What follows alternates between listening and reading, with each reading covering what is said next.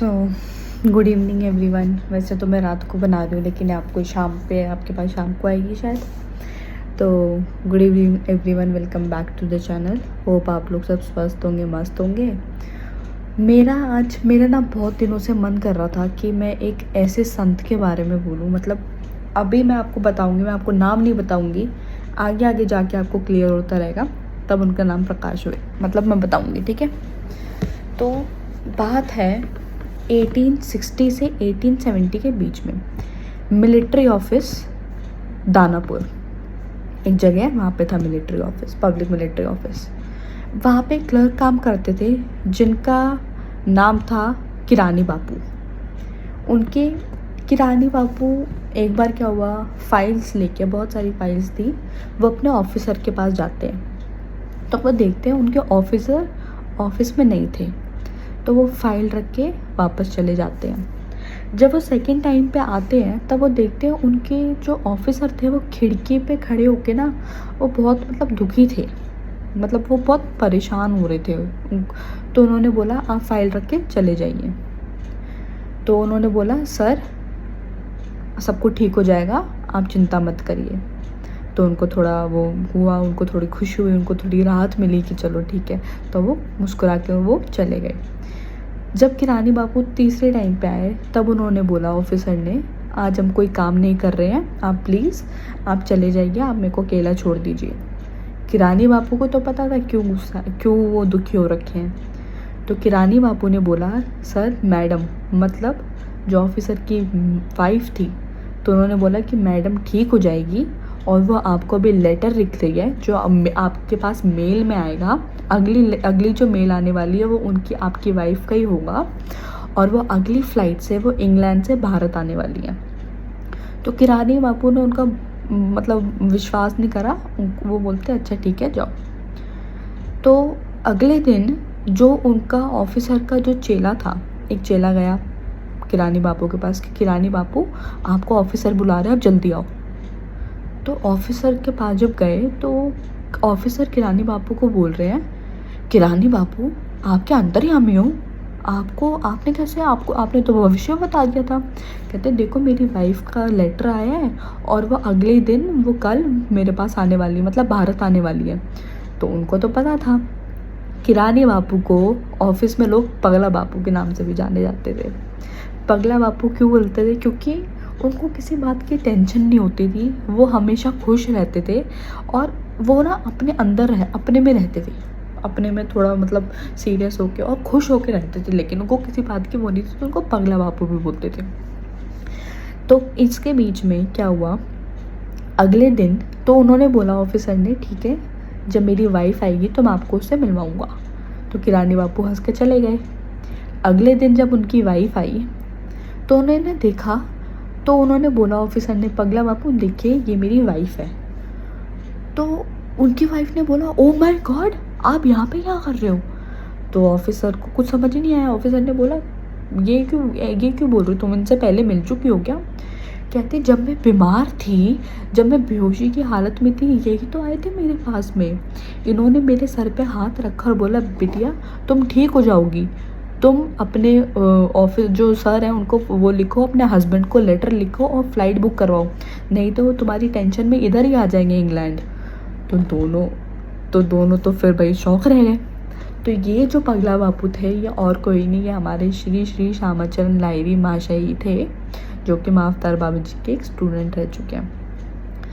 तो फिर कुछ टाइम बाद लाहिरी महाशय की पोस्टिंग हुई दानापुर से रानीखेत। उनको बोला कि चलो तुम्हारी पोस्टिंग हो गई थी, तो उनको रानीखेत जाना पड़ा।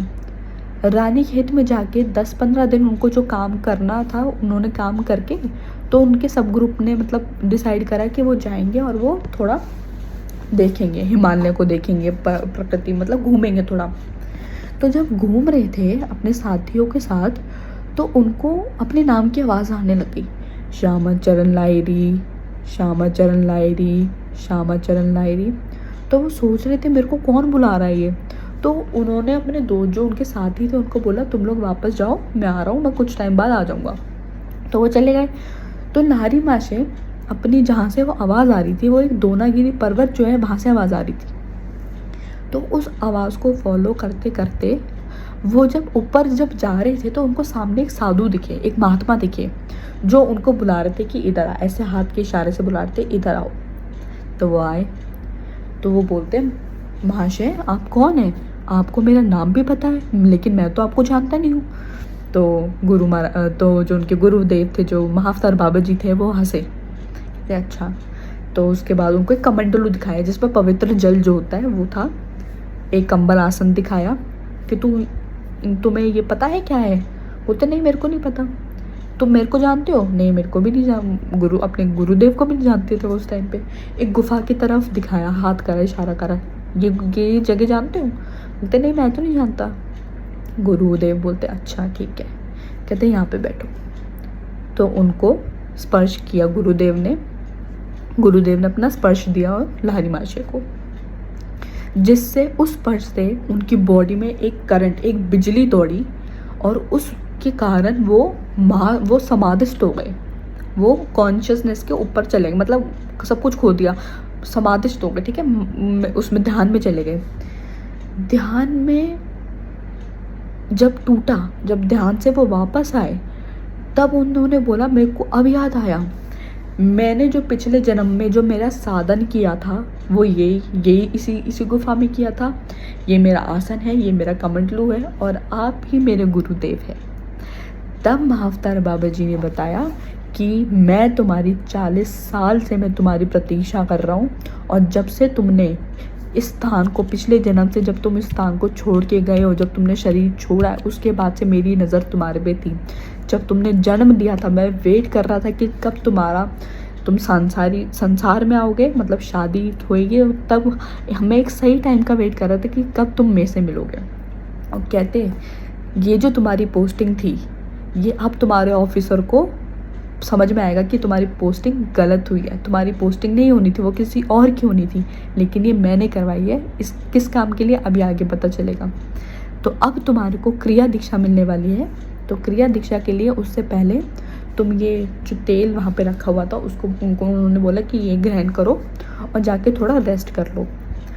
तो अब वो क्या है, वो पहाड़ जो था वो खुला था, तो वहाँ पे बहुत ठंड लग रही थी लहरी महाशय को। तो सोते सोते उनको ठंड लग रही थी, तो थोड़ा रेस्ट करा। उसके बाद एक ब्राह्मण आया उनके पास, वो गुरुदेव के ग्रुप का ही एक उनके हिस्सा था। तो उन्होंने बोला कि तो जब लहरी महाशय ने आंखें खोली तो उनके में ना ऐसे हो रहा था कि सूरज उग गया हो। तो उन्होंने ब्राह्मण से पूछा क्या ये सूर्योदय, सनराइज, मतलब सूर्य उग चुका है? बोलते नहीं तो अभी तो रात हो रही है, अभी तो आपकी क्रिया उसका टाइम है। तो जब उन्होंने सामने आंखें उठा के देखी, इस स्वर्ग महल उनके सामने प्रकट हो रखा था और वो शौक रह गए। वो बोलते ये कहाँ से आया? बोलते हमारे गुरुदेव ने आपके लिए बनाया है, जिसमें आपकी दीक्षा होने वाली है। और जब वो उसके पास बढ़े, उस स्वर्ग महल के पास जब जा रहे थे, तो उसके द्वार पे उनको बहुत सारे योगी मिले जो गुरुदेव के शिष्य थे, और उनके ऑरा में से एक गोल्डन लाइट निकल रही थी, एक गोल्डन ऑरा निकल रहा था। तो लहरी महाशय तो ये शौक में रह गए कि अरे बाप रे क्या हो गया। तो उसके बाद उन्होंने उनकी दीक्षा हुई। तो जब गुरुदेव ने उनको, गुरु महाराज ने उनको टच दिया तो वो समाधिस्थ हो गए। जब वो उनका ध्यान टूटा तब वो जो महल था, वो सब लोग थे सब गायब। उनको समझ नहीं आया उनके साथ क्या हुआ। वो सरप्राइज्ड, वो मतलब दंग रह गए थे, ये क्या हुआ, अभी तो महल था, ये कहाँ चला गया। तो गुरु महाराज ने बोला कि तुम ही थोड़ा खाना, ये जो भोजन है खाओ, प्रसाद खाओ। तो उन्होंने खाया, उनके माइंड में भी चीज़ चल रहा था। तो फिर उसके बाद गुरु महाराज ने बोला कि चलो ठीक है, तुम हम ध्यानस्थ हो जाओ, तुम गुफा में जाके ध्यानस्थ हो जाओ। गुफा में ध्यानस्थ हो गए। उसके बाद ऐसे 7 दिन तक चलता रहा। 7 दिन तक गुरु महाराज और लहरी महाशय दोनों साथ में थे। 7 दिन में जब अगले दिन 8वें दिन में बोला कि लहरी तुम्हारा टाइम आ चुका है कि तुम्हें वापस जाना पड़ेगा, और तुम्हारे ऑफिसर को पता चल जाएगा कि तुम्हारी गलत पोस्टिंग हुई है। तुम्हारी नहीं होनी थी, असल में किसी और की होनी थी, लेकिन मैंने करवाई है तुम्हारे को ये चीज़ उसके लिए। तो उनको बहुत ही दुख हो रहा था कि उन्होंने बोला गुरुदेव मेरे को आपसे नहीं बिछड़ना है, मेरे को आपके साथ ही रहना है, मेरे को अपनी शरण में ले लो। तो उन्होंने बोला नहीं लहरी, तुम संसारी हो, तुम्हें अपना जो साधन है वो संसार में रह के करना है, और तुम्हें इस पूरी दुनिया को बताना है कि जो साधना होती है, जो क्रिया योग है, वो सिर्फ एक सन्यासी के लिए नहीं, वो संसारी के लिए भी है, वो गृहस्थी लोगों के लिए, जो लाइफ, जो फैमिली मैन है, वो उनके लिए भी होती है। उन्होंने बोला तुम चिंता मत करो, तुम इन सब से, जो तुम्हारे जो संसार की जो चाहते हैं, जो तुम चीज़ें, जो नीड्स होती है ना, तो इन सबसे ऊपर उठ चुके हो, तुम्हारे को कोई इफेक्ट नहीं करेगी। ठीक है। जब छोड़ने का, जब जाने का टाइम आया तो लारी माशय बहुत रोने लगे थे, उनका मन नहीं कर रहा था। उनको अंदर ही अंदर वो सोच रहे थे कि मैं अपने गुरुदेव को साथ में लेके चलूँ। गुरुदेव को तो समझ में आ गया था, वो तो अंतर्यामी है। तो उन्होंने उनको गले लगा के बोला कि तुम चिंता मत करो, तुम जब मेरे को बुलाओगे मैं तभी प्रकट होऊंगा, और मैं हमेशा तुम्हारे साथ हूँ। तो वो चले गए। वो रानीखेत पहुँचे। रानीखेत से जब वो वापस जा रहे थे दानापुर, तो रास्ते में वो मुरादाबाद में अपने दोस्तों के साथ में रुके। अब वो इतने दिन गायब थे, तो उनके दोस्तों ने पूछा कि तुम कहाँ थे 10 दिन तक, हम तुम्हें ढूंढ रहे थे, क्या क्या कहाँ थे। अब उनको एक्साइटमेंट हो गया था। इस दौरान जब गुरुदेव से बिछड़ने से पहले गुरुदेव ने उनको एक बात बोली थी, तुम संसार को क्रिया दीक्षा दोगे, लेकिन तुम उन्हीं लोगों को दोगे जो सच्चे गुरु की तलाश में हैं, जो योगी है, सच्चे योगी, असली योगी जो है, तुम उन्हीं को दोगे। ये नहीं, तुम हर किसी के लिए नहीं है ये दीक्षा, हर कोई ये दीक्षा नहीं ले सकता है। तो उनको बोल दिया था। ठीक है। जब वो उनके दोस्तों ने पूछा कि तुम कहाँ थे, तो उन्होंने एक्साइटमेंट में बोल दिया कि मेरे तो ऐसे गुरुदेव है जो प्रकट होते हैं, जो इस शरीर में नहीं, वो सूक्ष्म शरीर में हैं। तो उन लोगों को भरोसा नहीं हुआ, वो लोग भरोसा नहीं कर रहे थे। तो उन्होंने बोला अच्छा, कहते तुम लोग बाहर जाओ। तो लारी माशय एक रूम में गए जहाँ पे अंधेरा था। तो उन्होंने अपने गुरुदेव को बुलाया। जब गुरुदेव को बुलाया, एक पूरे रूम में एक ज्योति प्रकाश हुई, प्रकाश वहाँ से प्रकट हुए महाअवतार बाबा जी। महाअवतार बाबा जी ने, अब थोड़े वो गुस्से में थे उस टाइम पे, क्योंकि लारी माशय को तो याद नहीं था, क्योंकि उन्होंने क्या बोला था गुरुदेव ने, वो एक्साइटमेंट पर भूल चुके थे कि मैं सबके लिए नहीं हूँ, सब कुछ सबको नहीं मिल सकती। तो गुरु महाराज ने बोला तुमने मेरे को इस छोटे काम के लिए, मेरे को इन लोगों के, इन दुष्ट लोगों के लिए मेरे को बुलाया है कि मैं इनको दिखा सकूं, जबकि मैंने तुम्हें बोला था कि मैं सबके लिए नहीं हूँ, ये दीक्षा सबके लिए नहीं है। तो लारी माशय को बहुत दुख लगा। लारी माशय ने अपने गुरुदेव से माफ़ी मांगी कि गुरुदेव मेरे को माफ़ कर दो, मैं भूल गया था। लेकिन ये लोग इतने अंधविश्वासी हैं, ये लोग माँ यहाँ पे ये भरोसा नहीं कर रहे थे। मैं इनको दिखा रहा था कि आज के समय पे भी ऐसे गुरु होते हैं जो सूक्ष्म रूप से प्रकट होते हैं, जो लोग नहीं मानते। तो उन्होंने बोला, गुरु महाराज ने उनको, कि जब अब आगे से जब तुम्हें मेरी ज़रूरत होएगी मैं तब आऊँगा, ये नहीं जब तुम चाहोगे मैं तब आऊँगा। तो उन्होंने बोला ठीक है।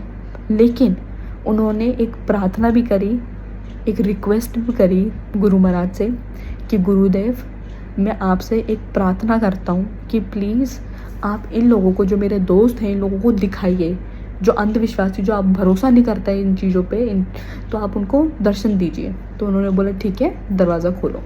दरवाज़ा खोला, अब पूरा प्रकाश हो रखा है, गुरुदेव प्रकट हो रखे हैं। उनके दोस्त पूरे शौक रह गए कि अरे बाप रे, ये कैसे हो गया, ये कौन आ गया। तो उनमें से सबको गुरुदेव का आशीर्वाद मिला। एक इंसान, एक उनका दोस्त ऐसा था जो बोल रहा था ये हमारा माइंड का है ये असली में नहीं है, ये प्रकट नहीं हो रखी, ये तो हम सोच रहे हैं। सोचो मतलब कैसे लोग अंधविश्वासी होते हैं कि सामने उनके गुरु महाराज साक्षात भगवान प्रकट हो रखे, वो तब भी मानने को तैयार नहीं है। तो गुरु महाराज क्या बोलते, गुरु महाराज हंसने लग गए, थोड़े से स्माइल करा, फिर उनको हलवा दे दिया, हलवा प्रसाद दे दिया हलवे के रूप में। तो जब उन्होंने खाया, उनके जो दोस्त उन्होंने जब वो ग्रहण करने लगे, तो गुरु महाराज वहाँ से चले गए। इस बात का, इस कहानी का ये कंक्लूजन निकलता है, महाअवतार बाबा जी के द्वारा लारी माशय को 2 टाइप की दीक्षा, क्रिया दीक्षा मिली थी। एक संसारी लोगों के लिए, एक सन्यासी लोगों के लिए। संसारी लोगों में गोपाल चन्या महाशय, पंचानन भट्टाचार्य जी की परंपरा जो धारा है वो चल रही है। वहीं जो हमारे सन्यासी हैं, गिरी संप्रदाय, उनकी चल रही है, जैसे युक्तेश्वर गिरी महाराज, परमहंस योगानंद जी महाराज, केशवानंद जी महाराज, केवलानंद जी महाराज, राम गोपाल मजुमदार, प्रणबानंद गिरी महाराज, इन सब की धाराएं चल रही हैं। और इस टाइम पे जो ये गुरुमुखी दीक्षा है, महावतार बाबा जी ने मना किया है, बोला है कि आप किसी से 1 रुपया 1 पैसा भी नहीं ले सकते हो। अब सिर्फ युक्तेश्वर गिरी महाराज जी ने 5 रुपये लिए थे, सिर्फ 5 रुपये, लेकिन आज के टाइम पे वो 5 से 50,000 हो गया, वो कितना कुछ हो गया, वो सब कुछ चल रहा है। गुरु सिर्फ वही लोग होते हैं, आज के टाइम पे गुरु हर कोई नहीं बन सकता। गुरु क्योंकि आपको अंधेरे से आपको प्रकाश की तरफ लेके जाता है, जो आपकी आत्मा, जो आपका जो आप साधन करके जाते हो ना, वो दूसरी लाइफ में फॉरवर्ड हो, गुरु वो होता है जो आपकी आत्मा को डेवलप करता है। जो आजकल जो देते हैं वो सब आचार्य हैं, सबके पास नहीं होती। गुरु आपके आधार को देख के, आप कैसा आधार लायो है, आपका आधार, उसको देख के आपको दीक्षा देता है। और आजकल क्या देखा जा रहा है, जो इंस्टीट्यूशन में जो हमारे को जो लोगों को दीक्षा मिल रही है, उसमें देखा जा रहा है जो सन्यासी लोग, जो सन्यास की जो दीक्षा है, वो लोग संसारी को दे रहे हैं। कुछ फ़ायदा नहीं होगा, क्योंकि आपको संसारी लोग सन्यास के नहीं कर सकते, 5-5 घंटे नहीं बैठे रह सकते हैं, क्योंकि उनकी लाइफ इतनी बिजी रहती है। तो इस वजह से क्या होता है, जो उनको सिद्धियाँ जो प्राप्त होनी होती है, या जो पैसे लेके जो बिज़नेस ओरिएंटेड इसको यूज़ करते हैं, इस दीक्षा को, गुरुमुखी दीक्षा को जो यूज़ करते हैं ना, इसमें क्या होता है, आपके साधन में ना जो आपको प्राप्त होना होता है, वो उसमें आपकी रुकावटें आ जाती है। तो किसी को भी अधिकार नहीं है गुरुमुखी दीक्षा को बांटने का, इसका कमर्शियल, इसका बिजनेस यूज़ करने का। सोचो, लारी महाशय तो महावतार बाबा जी के वो थे, शिष्य थे, तो वो भी तो यूज़ कर सकते थे, लेकिन उन्होंने नहीं करा, क्योंकि गुरुमुखी ये सच्चा साधन है जिसको हम इसको यूज़ नहीं कर सकते अपने लिए। जब भगवान ने यूज़ नहीं करा है तो हम तो कौन ही होते हैं यूज़ करने वाले। तो यही था, सच्चा गुरु जो होगा ना, आप लोग जितना ढूंढ लो, वो सही टाइम पे, जैसे लारी मास्टर को महावतार बाबा जी मिल गए थे। गुरु को पता चल जाता है किसकी आत्मा कौन हमें चाह रहा है, तो वो उसी टाइम प्रकट हो जाते हैं। तो ऐसी यही बात थी, मेरे को आप लोगों के साथ यही शेयर करना था। तो होप आपको पसंद आएगी वीडियो। पसंद आए तो इसको लाइक, कमेंट, शेयर, चैनल को सब्सक्राइब करना ना भूलें। मम्मी पापा बच्चों का ध्यान रखें, बच्चे मम्मी पापा का ध्यान रखें। हर हर गंगे, हर हर महादेव।